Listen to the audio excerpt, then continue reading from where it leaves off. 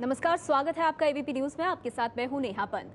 आज बीजेपी के वाराणसी दफ्तर पर छापा पड़ा है। चुनाव पर्यवेक्षक ने वहां से टी शर्ट्स और प्रचार की दूसरी सामग्री जब्त की है। बीजेपी ने छापे की कार्रवाई को अपने खिलाफ साजिश बताते हुए राज्य की एसपी सरकार और चुनाव आयोग पर निशाना साधा है। इससे पहले मोदी की बेनियाबाग में रैली को वाराणसी के डीएम ने इजाजत नहीं दी थी, जिसके बाद बीजेपी ने चुनाव आयोग पर निशाना साधा था। अब बीजेपी के इन आरोपों के बाद सवाल उठ रहा है कि क्या बीजेपी के पीछे पड़ गया है चुनाव आयोग। जरा खोल के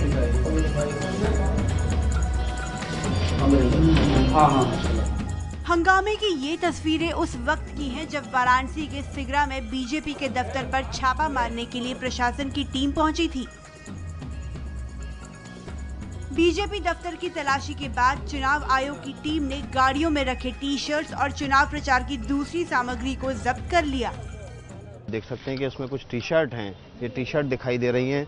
2 कार्टन हैं जो कि अभी पैक्ड हैं, इसमें भी बताया जा रहा है कि टी शर्ट हैं। इसके अलावा जो फ्लाइंग स्क्वाड मजिस्ट्रेट की गाड़ी है उसके अंदर भी 2 पैकेट हैं जिसमें बीजेपी की प्रचार सामग्री है। माने आचार संहिता का उल्लंघन किया जा रहा है। इस समय जो है इस मजबूरी में किया गया जब्ती कि ये सामान लाद के कहीं जा रहे थे। लेकिन अगर ये लोग बांट नहीं रहे थे, प्रचार नहीं कर रहे थे, तो आचार संहिता का उल्लंघन कैसे हुआ? ये कहाँ ले जा रहे हैं? वाराणसी में छापे की खबर मिलते ही दिल्ली में बीजेपी ने राज्य की अखिलेश सरकार और चुनाव आयोग के खिलाफ मोर्चा खोल दिया। ये रवैया है उत्तर प्रदेश सरकार का और इसीलिए मैं सीईसी से एक बार फिर आग्रह करती हूं कि जिस तरीके से उन्होंने बनारस के अंदर लोगों को तैनात किया है, जब भारतीय जनता पार्टी के डिस्ट्रिक्ट कार्यालय पर रेड किया है तो बाकियों के भी कर लेते, शायद और बहुत कुछ सामान मिल जाता। चुनाव आयोग पर निशाना साधते हुए मीनाक्षी लेखी ने अमेठी के बूथ में राहुल गांधी के अंदर होने का मामला भी उठाया। मीनाक्षी लेखी ने चुनाव आयोग से सवाल पूछा कि आखिर उसने किस आधार पर इस मामले में राहुल को क्लीन चिट दे दी। ईवीएम काम कर रही थी या नहीं कर रही थी, ये विश्लेषण का विषय है या इन्वेस्टिगेशन का विषय है। इस केस में एफआईआर दर्ज करने का आदेश तुरंत क्यों नहीं दिया गया? इससे पहले वाराणसी के बेनियाबाग में मोदी की रैली को लेकर भी बीजेपी चुनाव आयोग पर आरोप लगा चुकी है। तब वाराणसी के डीएम ने मोदी को रैली की इजाजत नहीं दी थी। बाद में जब वाराणसी में राहुल गांधी और अखिलेश यादव ने रोड शो किया तो बीजेपी ने सवाल उठाया था कि चुनाव आयोग मोदी के साथ सौतेला व्यवहार क्यों कर रहा है। कि यहाँ पर राहुल गांधी रोड शो कर सकते हैं, अखिलेश यादव रोड शो कर सकते हैं, बेनियाबाग में अखिलेश यादव भाषण दे सकते हैं, अरविंद केजरीवाल भाषण दे सकते हैं, रोड शो कर सकते हैं, नरेंद्र मोदी भाषण नहीं दे सकते काशी में। यही पीड़ा है। ये दोहरे मानदंड क्यों हैं? तो सवाल यही है कि क्या चुनाव आयोग बीजेपी को परेशान कर रहा है? क्या बीजेपी के पीछे पड़ गया है चुनाव आयोग? आज की इस चर्चा में हम इसी पर सवाल जवाब करेंगे। क्या बीजेपी के पीछे पड़ा है चुनाव आयोग? क्या वाराणसी में बीजेपी को प्रचार करने से रोका जा रहा है? क्योंकि यही दावा बीजेपी की तरफ से किया जा रहा है। हमारे साथ आज की इस चर्चा में खास मेहमान मौजूद हैं और मैं चर्चा की शुरुआत बीजेपी नेता नलिन कोहली हमारे साथ है, उनसे करना चाहूंगी। नलिन, यहाँ पर सवाल ये है, आप लोगों को ऐसा क्यों लग रहा है कि चुनाव आयोग की तरफ से आपके लिए दिक्कतें बढ़ाई जा रही हैं? चुनाव आयोग एक निष्पक्ष संस्था है, क्यों चुनाव आयोग किसी भी राजनीतिक दल के इशारे पर काम करेगा? ये हमने इस रूप से नहीं रखा है जैसे आप कह रहे हैं, लेकिन हम इस बात को सामने ही रख रहे हैं जिससे पीड़ा जरूर होती है। आज जैसे हमारे दफ्तर पर वहां रेड हुई है, अन्य दफ्तरों पे तो हुई नहीं। और क्या है कि किसी भी राजनीतिक पार्टी के दफ्तर पर अगर उन पार्टी की सामग्री नहीं मिलेगी तो क्या मिलेगी? कोई किराने का दुकान तो है नहीं, राजनीतिक पार्टी है। इससे पहले आप देख लीजिए जो आप ही ने रिपोर्ट में बताया, मोदी जी बेनियाबाग में रैली नहीं कर सकते, अखिलेश जी कर सकते हैं, केजरीवाल जी कर सकते हैं, दोनों के रोड शो वहीं से जा सकते हैं, तो सिक्योरिटी उन पे लागू नहीं है लेकिन मोदी जी पे लागू है। तो इन प्रकार के प्रश्नों को लेके ये मन में थोड़ी पीड़ा होती है कि क्या बीजेपी को ही टारगेट किया जा रहा है। ठीक है, इस सवाल का जवाब मैं ले लेती हूं। देखूं हाँ। तो बाकी पार्टियां मुद्देहीन हैं। समाजवादी पार्टी से फैसल वारसी साहब हमारे साथ हैं और आपकी पार्टी ने ये कहा है कि अखिलेश सरकार के इशारे पर ये सब कुछ हो रहा है, ये दिक्कतें वाराणसी में बीजेपी के लिए पेश आ रही हैं। फैसल वारसी साहब, नलिन कोहली सवाल उठा रहे हैं, छापा पड़ता है। उससे पहले बेनियाबाग में रैली नहीं करने दी जाती नरेंद्र मोदी को, लेकिन आपके नेता बड़ा सा रोड शो निकाल देते हैं वहां पर। इसे किस तरह देखा जाए? देखिए, जब ये चीज़ ऐसा है कि जब जीत जाएंगे तो ये कहेंगे कि लहर थी, जीत गए, और अब हार का एहसास हो रहा है बीजेपी को। माहौल इनके खिलाफ बनता जा रहा है, जैसे कि अब पूर्व में चुनाव हो रहा है और आगे आगे समय आ रहा है, कल वोट भी पड़ने हैं, तो बिल्कुल विपरीत दिशा में जा रहा है इनकी सोच से। तो ये लोग बौखला गए। चुनाव आयोग अपना काम बिल्कुल अपने तरीके से काम कर रहा है। और नहीं, देखिए, ये तो वहाँ के कलेक्टर जिलाधिकारी का काम है, उन्होंने किस मद्देनजर रखते हुए ये फैसला लिया होगा या क्या किया होगा, ये तो वो बेहतर बता सकते हैं इस बारे में। लेकिन अगर उन्होंने किया तो सही किया है। लेकिन सवाल जहाँ कैप्चरिंग का है, इस वक्त छापेमारी को लेकर अपनी बात रख रहे हैं, सुनते उन्हें।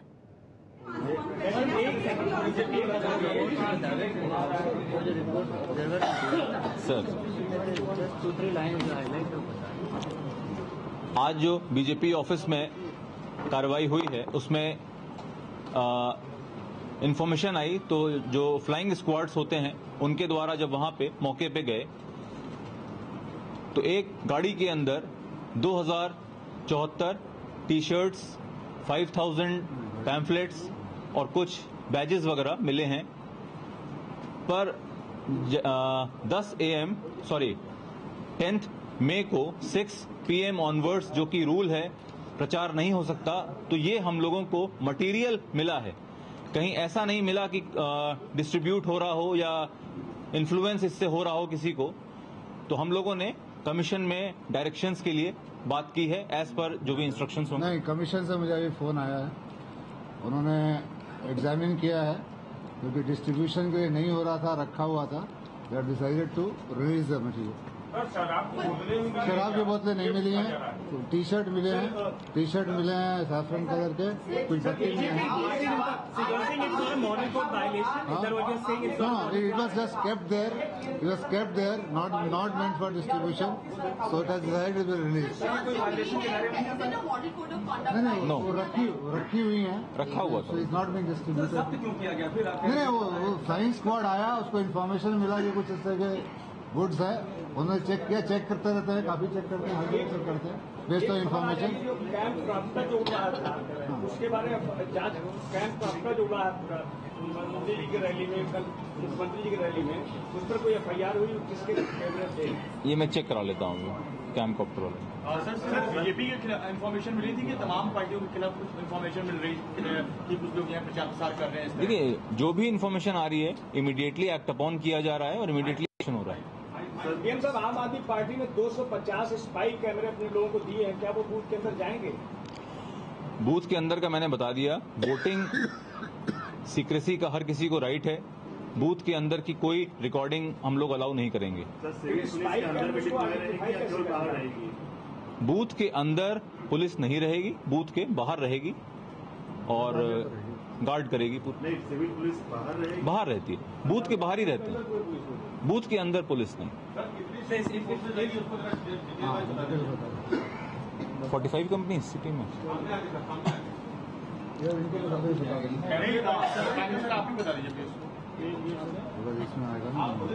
45 कंपनी सिटी में। वाराणसी के DM प्रांजल यादव को आप सुन रहे थे, उन्होंने ये कहा कि जो भी सामान जब्त किया गया वो डिस्ट्रीब्यूट नहीं किया जा रहा था, बांटा नहीं जा रहा था, इसीलिए अब उस सामान को वापस किया जाएगा। तो बीजेपी से जब्त प्रचार का सामान जो है वो अब वापस किया जाएगा। नलिन, आपकी प्रतिक्रिया इस पर साफ कर दिया है अब प्रांजल यादव ने, DM ने, कि ये एक सूचना के आधार पर छापेमारी की गई और इसमें कुछ ऐसा नहीं मिला है तो उसको रिलीज कर दिया गया। अब ये मुद्दा खत्म हो जाना चाहिए यहाँ पर। ये मुद्दा खत्म इसलिए नहीं होता है, इस पे प्रश्न उठता है कि जो चीज गलत नहीं हो रही थी उस पर रेड क्यों हुआ, और जिसने कंप्लेंट डाली ये पूछना चाहिए कि क्या प्रायोजित रूप से कंप्लेंट नहीं डाली जा रही। और ये जो लोग पीछे कर रहे हैं इसको, उनकी राजनीतिक लड़ाई जो है जनता और जनादेश से नहीं इसका लेना देना, क्योंकि वंचित है वो।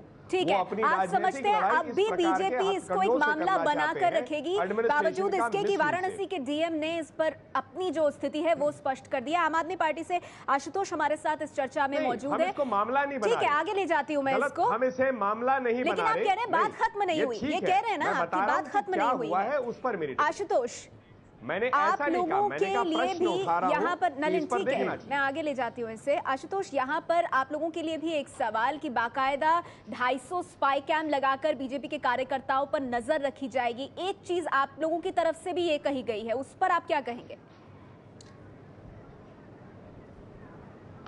नहीं, देखिए नेहा, पहली बात तो यह कि जिस तरीके से नवीन कोहली बात कर रहे हैं, मुझे लगता है कि कानून को अपना काम करना चाहिए और बीजेपी की आदत है बार बार झूठ बोलने की, लोगों को गुमराह करने की। हमने ये मसला तो नहीं बनाया कि कल हमारे किसी कार्यकर्ता के घर पे पुलिस ने छापे मारे और वहां से लोगों को बाहर करने का काम किया। हम लोगों को पता है कि शाम 5 बजे के बाद इलेक्शन खत्म हो गया, बाहर के लोग हट जाना चाहिए। मैं आज दिल्ली के अंदर बैठा हूं, मैंने कोई इशू नहीं बनाया।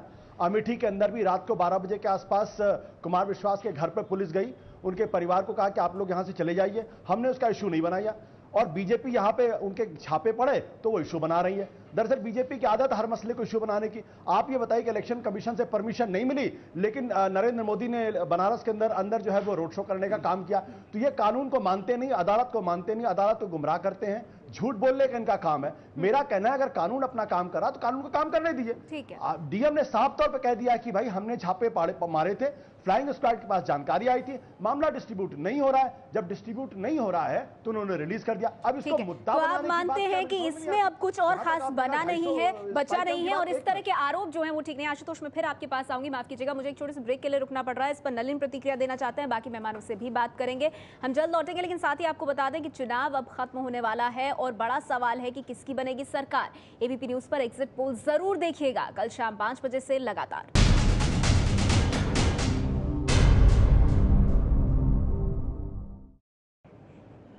चर्चा जारी है हमारी कि क्या चुनाव आयोग बीजेपी को परेशान कर रहा है। बीजेपी की तरफ से लगातार इस तरह की शिकायतें आ रही हैं कि मुश्किल किया जा रहा है बीजेपी के लिए काम करना।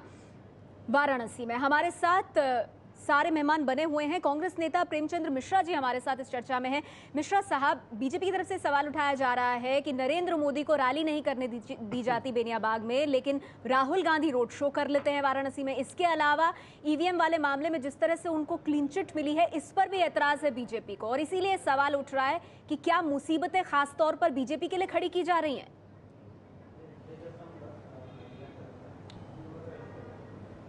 ये बिल्कुल गलत और निराधार आरोप है और भारतीय जनता पार्टी ऐसे कामों में एक्सपर्ट है कि सिचुएशन को कैसे एक्सप्लॉइट किया जाए और उसको ऐसा एक्टिविटी किया जाए जिससे हमको पब्लिसिटी दिन भर मिलती रहे। ये जो चीजें हैं कि आपको इनको अलाउ नहीं हुआ और इनको अलाउ हुआ, बेनियाबाद कितना सेंसिटिव एरिया है ये सबको पता है और श्री नरेंद्र मोदी और भारतीय जनता पार्टी की क्या पृष्ठभूमि है ये भी सबको पता है। उस एरिया होकर उनको जाना या वहां सभा करने का इजाजत देना, निश्चित तौर पर एडमिनिस्ट्रेशन ने सोचा होगा कि वो परिस्थितियां उस लायक नहीं होती, परिस्थितियां हाथ से बाहर जा सकती थी और उसकी जवाबदेही फिर बीजेपी लेने को तैयार भी नहीं होती। या इनफैक्ट बीजेपी तो ऐसे सिचुएशन के इंतजार में रहती है कि जहां हमें गड़बड़ी हो जाए और हमको लाभ मिल जाए। और राहुल गांधी या अखिलेश यादव या इन लोगों का जो एलाव हुआ है ये पीसफुल था और कहीं से भी कहीं पर कोई प्रॉब्लम नहीं हुआ था, नंबर 1। नंबर 2, अगर अलाव जो उनको गंगा आरती के अलाव किया गया था सो तो उन्होंने किया नहीं और उन्होंने बिना अलाव के भी रोड शो तो मोदी जी ने किया ही था। बनारस में लोगों ने देखा, आप लोगों ने दिखलाया टीवी में। तो मोदी बेसिकली वो एक नेता के बजाय एक इवेंट मैनेजर है। चीजों को एक्सप्लॉइट करना, उनको चीजों को बढ़िया से नेता से ज्यादा बात को बढ़ा चढ़ाकर पेश कर रहे हैं। विराग पचपुरी जी हमारे साथ मौजूद हैं, पत्रकार और आरएसएस विचारक। मैं उनसे इसका जवाब ले लेती हूँ। विराग साहब, आपने सुना कांग्रेस पार्टी को, आपने सुना समाजवादी पार्टी को, कहना यह है कि बढ़ा चढ़ाकर बीजेपी इन बातों को पेश कर रही है।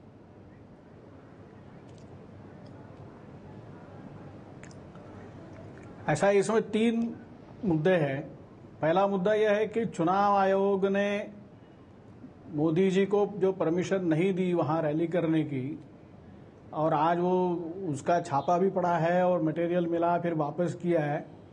इन सारे इसमें एक लग रहा है कि चुनाव आयोग कहीं ना कहीं पार्टीजन मैनर में काम कर रहा है और इसलिए ये कहना उचित लगता है कि चुनाव आयोग एक मापदंड सारे पार्टियों के लिए नहीं लगा रहा है। दूसरी बात यह है कि नरेंद्र मोदी के वहां रैली करने के लिए जो परमिशन नकारी गई उसमें यह बताया गया कि वो law and order problem create हो सकता है। वो जगह छोटी है, लोग ज्यादा आएंगे।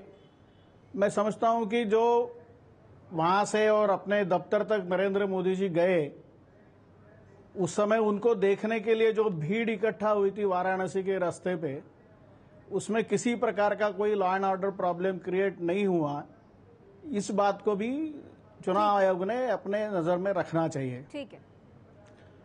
तीसरी बात यह है कि नरेंद्र मोदी के खिलाफ ये सारे सो कॉल्ड सेक्युलर नेता, सेक्युलर पार्टीज, जिनका सेक्युलरिज्म है समाज को तोड़ना, बांटना, जातियों में विभाजित करना और अपना राजनीतिक उल्लू सीधा करना, ये काम आप ऐसे करते सारे हैं। जो अपने आप को सेक्युलर आप सब पे इल्जाम न लगाइए, इस बात का ये गलत बात है। ऐसे सारे तथाकथित सेक्युलर मोदी कर रहे हैं और आप लोग ये खुद काम करते हैं, बंटवारे का, जातिवाद का, लड़ाई का, झगड़े का। आप बिल्कुल गलत बात करें। आजम खान साहब पे पाबंदी क्यों लगाई है? चुनाव आयोग ने ऐसा करना, बताइए अगर आप चुनाव आयोग की बात कर रहे हैं। आगे कि क्या सिर्फ चुनाव से पहले इस तरह के आरोप प्रत्यारोप जो हैं ये ज्यादा दिखने के लिए, चर्चा में आने के लिए हैं, या फिर इसमें कुछ दम भी है?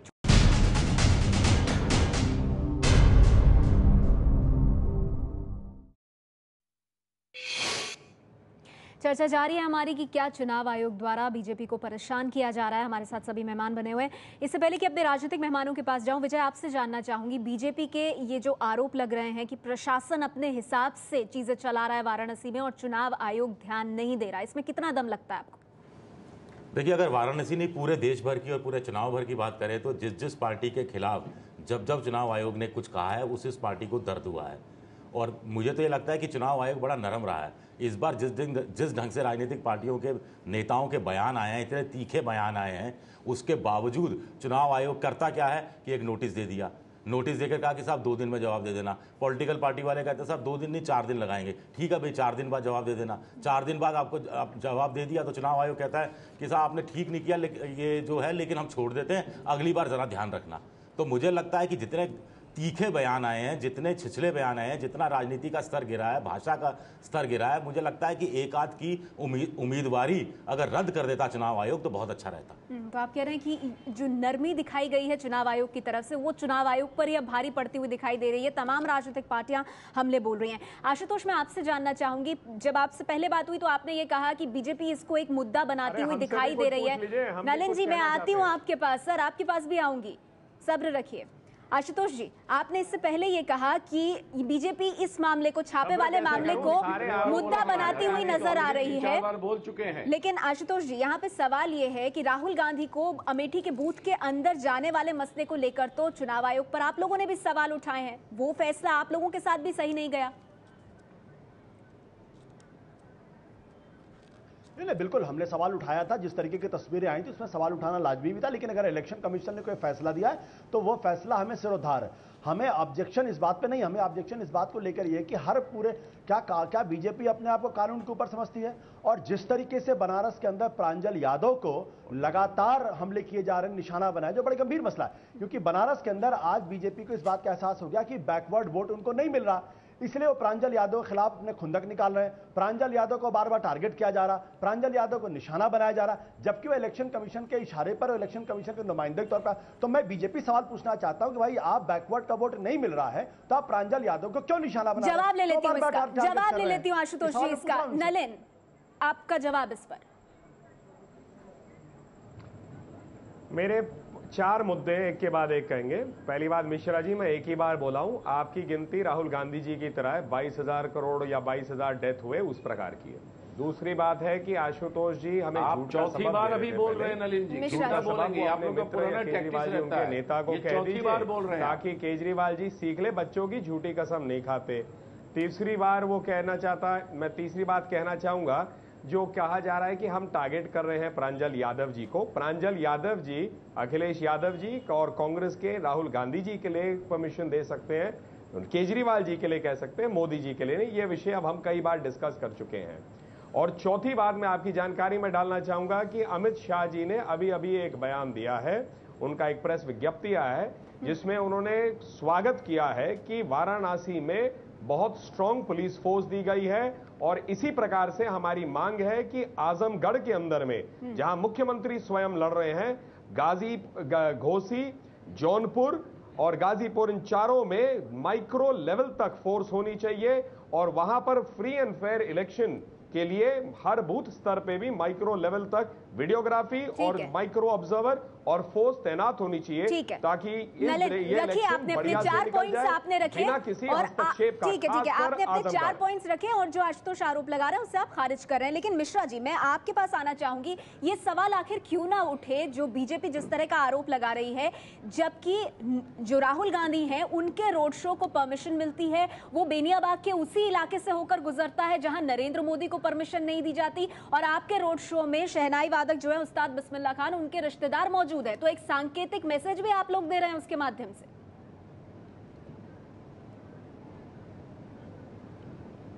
सांकेतिक मैसेज वो था जो फैजाबाद में मोदी जी के मंच पर श्री राम प्रभु का फोटो लगाया गया था और मंदिर लगाया गया था।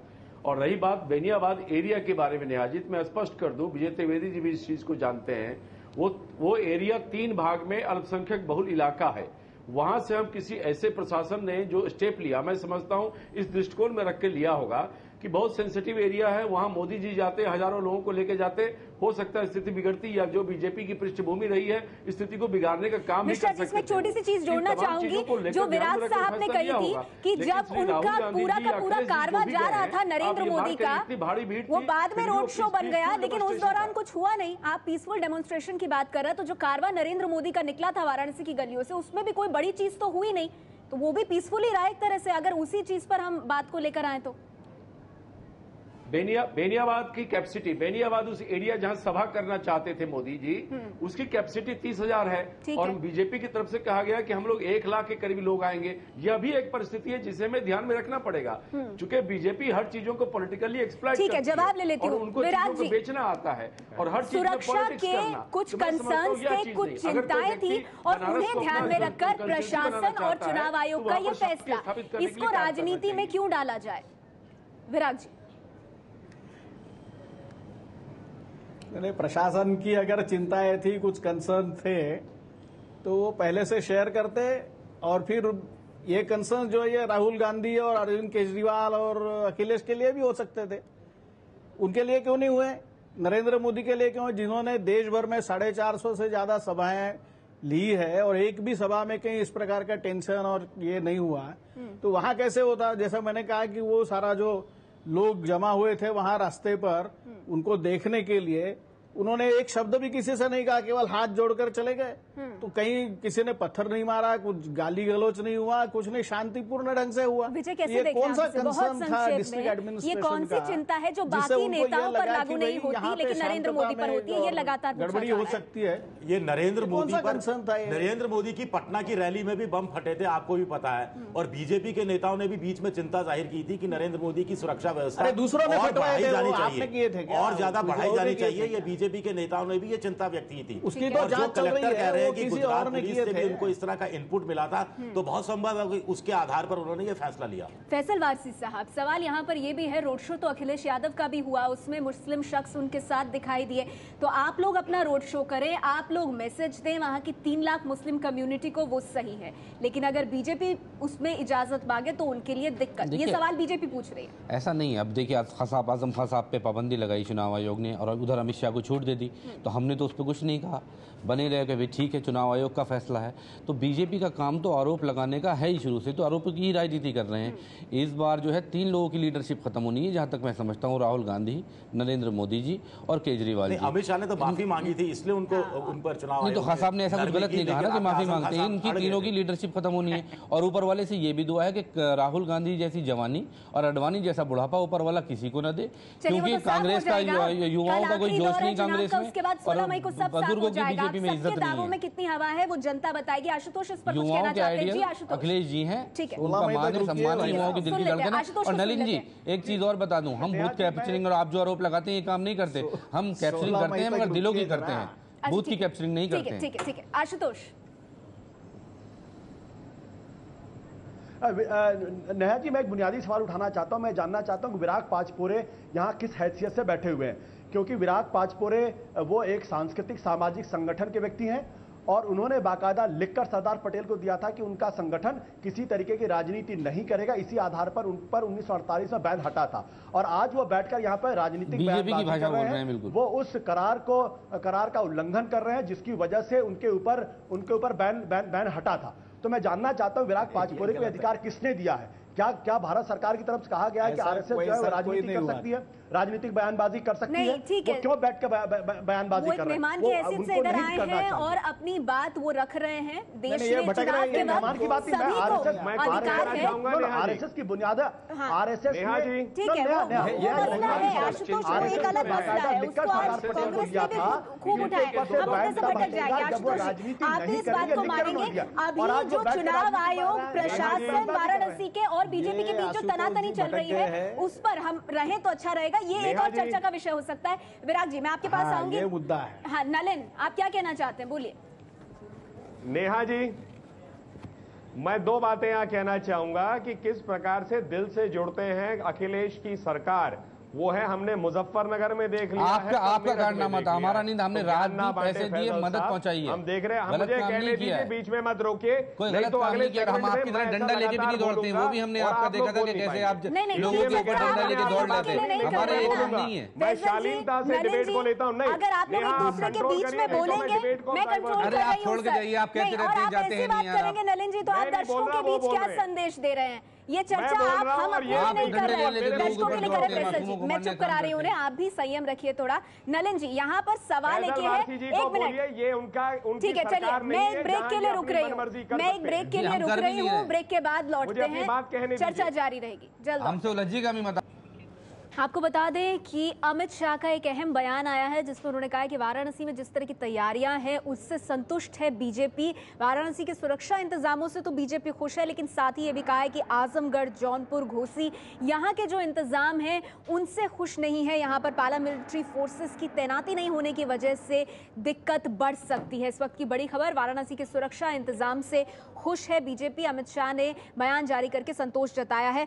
नलिन, इस पर क्या कहेंगे? वाराणसी के सुरक्षा इंतजामों से आप खुश हैं, लेकिन फिर भी आजमगढ़ समेत जो 4 सीटें हैं उनको लेकर अपनी जो दिक्कतें हैं वो जाहिर की हैं अमित शाह ने।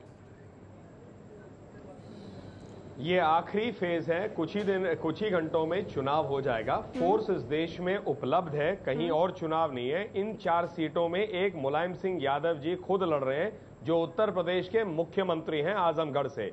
माइक्रो ऑब्जर्वर्स वहां पहुंचाए जाने चाहिए और वहां पर फोर्स इतनी मात्रा में हो जो बूथ कैप्चरिंग के उदाहरण देखें वो ना हो, इसीलिए अमित शाह जी ने इस बात को रखा है। ठीक है, फैसल वारसी साहब, आजमगढ़ से तो खुद नेताजी मैदान में हैं और बूथ कैप्चरिंग के जो इतने जिनके बारे में अमित शाह ने पहले भी जिक्र किया उसको लेकर लगता है आपको सुनना चाहिए अमित शाह जो कह रहे हैं उसे? ठीक है, चुनाव आयोग, पुलिस प्रशासन सब लोग अपना काम कर रहे हैं और हम बूथ कैप्चरिंग नहीं करते। मैंने पहले भी कहा, नेताजी और अखिलेश जी दिल को कैप्चर करने का काम करते हैं, लोगों को जीतते हैं। इस बात का आपको खतरा है, बाहर का आभास आप लोगों को हो रहा है, घबराहट हो रही है, वो आपके चेहरों पर और सब लोगों पर, जनता पे सब जग जाहिर हो रही है चीज। ठीक है, मिश्रा जी, मेरा सवाल आपसे ये, नलिन ने ये भी कहा कि देश में फोर्सेस की कोई कमी नहीं है, ये अंतिम चरण का चुनाव है, तो अगर आजमगढ़ सहित 4 सीटों पर संवेदनशील स्थिति बनी हुई है तो आपको लगता है बीजेपी की बात को सुना जाना चाहिए गंभीरता से?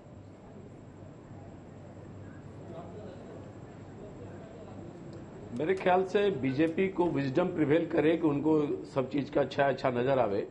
स्पष्ट रूप से मैं कह रहा हूं कि चुनाव आयोग निष्पक्ष चुनाव कराने के लिए कमिटेड है और हम सबको चुनाव आयोग पर भरोसा रखना चाहिए। चुनाव आयोग पर आक्षेप करके मैं समझता हूं ये कोई अच्छी राजनीतिक शुरुआत नहीं हो रही है। बीजेपी को इन चीजों को मेंटेन करना चाहिए। आपके हिसाब से बनारस में कुछ हो रहा है तो उससे ज्यादा चिंता आपको आजमगढ़ को लेकर है। यह जो एक साइकोलॉजी है वो साइकोलॉजी बीजेपी की उस मंशा को जाहिर करता है कि ये कई जगह पर नेगेटिव पॉलिटिक्स करने के लिए ज्यादा उत्सुक नजर आ रहे हैं। अरे आप देखिए ना, चुनाव आयोग पर भरोसा करिए, चुनाव आयोग ने जो बात यहाँ पर मिश्रा जी ने कही, और हम वाराणसी सबको के उसमें सहयोग करना इंतजाम से खुश बीजेपी, लेकिन चिंता हो रही है आजमगढ़ की कि वहां पर कहीं तस्वीर ना उलट जाए, बूथ कैप्चरिंग और ये तमाम चीजें। नहीं, अगर अब इस बारे में पूरा कॉन्ट्रडिक्शन होगा, अमित शाह को ये लगता है कि जो कुछ भी वहां पे है अगर उससे खुश है तो थोड़ी देर पहले जो बीजेपी जिस तरीके से मीनाक्षी लेखी ने प्रेस कॉन्फ्रेंस करके मुद्दा बनाने की कोशिश की वो क्यों की? इस सवाल का जवाब तो बीजेपी को देना चाहिए। अगर आपकी पार्टी खुश है, नेता खुश है, तो स्पोक्स पर्सन और टीवी चैनल पर आके इस तरीके की बयानबाजी क्यों की जा रही? देखिए ये हमेशा डबल स्पीक करते हैं, दो अलग अलग भाषाओं में बातचीत करते हैं। मेरा कहना, पार्टी का कहना बहुत साफ है, साफ निष्पक्ष चुनाव होने चाहिए और इसके लिए जो भी इंतजाम होने चाहिए, चाहे बनारस के अंदर हो चाहे आजमगढ़ के अंदर हो, वो पूरे पुख्ता इंतजाम किए जाने चाहिए। क्योंकि अगर इलेक्शन कमीशन की निष्पक्षता पर अगर कहीं सवाल खड़े होंगे तो वो भारत के लोकतंत्र के लिए ठीक नहीं है। और इसीलिए मैं सारी राजनीतिक पार्टियों से आशुतोष का भी सवाल है और आपसे कांग्रेस पार्टी से मिश्रा साहब का भी सवाल। पहली बात तो ये जान ले, हमारी राजनीति आम आदमी पार्टी की तरह कभी भी नहीं हो सकती। यहां आशुतोष जी ज्ञान तो बांट रहे, खुद छोड़ा है वाराणसी। इनके सहयोगी योगेंद्र यादव और जावेद जाफरी वाराणसी में कल टीवी को ज्ञान बांट रहे थे। ये हर चीज इनके दोहरे मापदंड है। ये सोचते हैं कि हर पार्टी इनकी तरह है, हम ऐसा भूल नहीं मानते। बाकी जो है 2 घंटे पहले जो है उस पर जब इलेक्शन कमीशन का स्पष्टीकरण आया, हमने अपनी बात रख दी। अब जो इलेक्शन कमीशन खुद कह रहा है कि वो उनसे गलती हुई है उस रूप से कि हमारा कोई डिस्ट्रीब्यूट नहीं हो रहा था, तो हम अकेले क्यों हो रही है भारतीय जनता पार्टी। रही बात कांग्रेस पार्टी और सपा, इनका तो फिक्स मैच है ही। नेताजी ने अपने सोनिया गांधी और राहुल गांधी के खिलाफ किसी को उतारा नहीं। गयालात बयानी हम नहीं कर रहे साहब। आप अगर दिल में दिल प्रेम मिला रहे होते तो उत्तर प्रदेश जल नहीं रहा चलिए ठीक है, ना महिलाएं और ना पिताजी। कल आखिरी चरण का मतदान होगा। जाते जाते विजय, मैं आपसे जानना चाहूंगी, अमित शाह ने जो टिप्पणी की है, वाराणसी के इंतजामों से खुश लेकिन आजमगढ़ को लेकर चिंता। देखिए, हर लोकसभा सीट में कुछ बूथ होते हैं जो संवेदनशील होते हैं, कुछ अति संवेदनशील होते हैं। ये चुनाव एक पहले से तय करके रखता है और ऐसे बूथों पर अर्धसुरक्षा बल और इनकी नियुक्ति होती ही है। अब ऐसे कितने बूथ हैं और वाकई में हुई है या नहीं हुई है, ये कहना बड़ा मुश्किल है। चलिए, वक्त हमारे पास इतना ही आज की इस चर्चा के लिए। शुक्रिया आप सभी मेहमानों का हमारे साथ आज की इस चर्चा में जुड़ने के लिए। कल यूपी में अंतिम चरण में जो सीटें हैं उनमें चुनाव होगा, 18 सीटें, और फिर तस्वीर कहीं ना कहीं साफ होगी। लेकिन आपको ये भी बता दें, चुनाव अब खत्म होने वाला है। बड़ा सवाल यह है कि किसकी सरकार बनेगी। तो एबीपी न्यूज पर एग्जिट पोल आप जरूर देखिएगा कल शाम 5 बजे से लगातार।